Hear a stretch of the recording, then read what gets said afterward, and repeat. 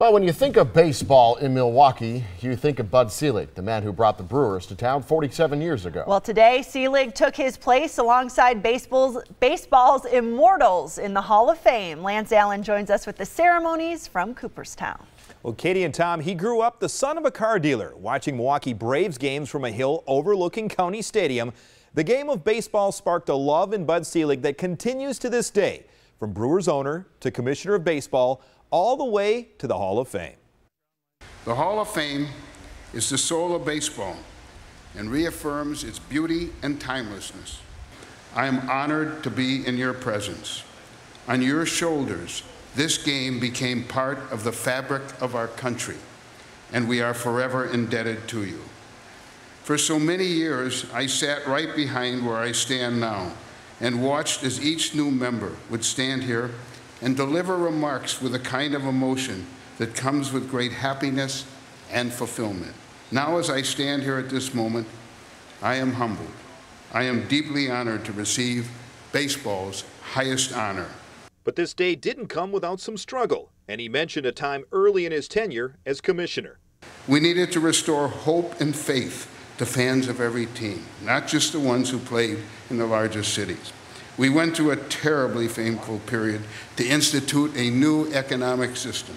The 1994 strike was the most painful experience of my life. Eventually, the nightmares faded, and now a childhood aspiration realized. I've always dreamed of being a history professor, and after this long and wonderful detour in baseball, my dreams have come true. I now teach the history of baseball in American society since World War II.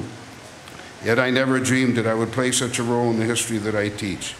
I teach at the University of Wisconsin in Madison, my alma mater, as well as Marquette Law School and Arizona State University. And then at night, I still find myself in front of a television set watching every baseball I can. It really has been a remarkable journey. Selig says one of the greatest achievements of his career, bringing the Brewers to Milwaukee. Miller Park and this weekend's Brewers-Cubs series wouldn't exist without him. Tom, Katie? So true. Thanks, Lance. Brewers fans taking a moment to acknowledge what Bud Selig's meant to the game and our community. Ben Jordan, live at Miller Park, where he talked with fans at today's Brewers-Cubs game. Ben? Tom, Katie, whether they were here for the Brewers or the Cubs, a vast majority of fans I spoke with here today tell me Selig is well deserving of this honor. Here is a look at some video from about an hour ago, a tribute to Bud Selig. About a half hour ago, I should say, Selig's half Hall of Fame induction speech was played in full on the big screen monitor. Hundreds stayed to hear what Selig had to say. You can find permanent shrines of his legacy all over Miller Park. The former Brewers owner and baseball commissioner has a statue in front of the ballpark. His name hangs in the rafters next to several other Hall of Fame players. He even has an exhibit here called the Selig Experience, showing a video of his impact on Major League Baseball and bringing the game back to Milwaukee. Earlier today, we caught up with several fans about their favorite Selig memory.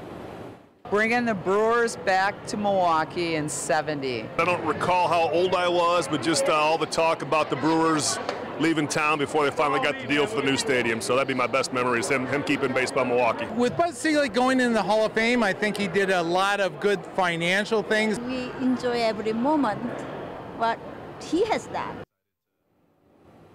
It's hard to imagine anyone who has more passion for the game of baseball. At 83 years old, he told me a couple weeks ago, he still watches around 10 games a night.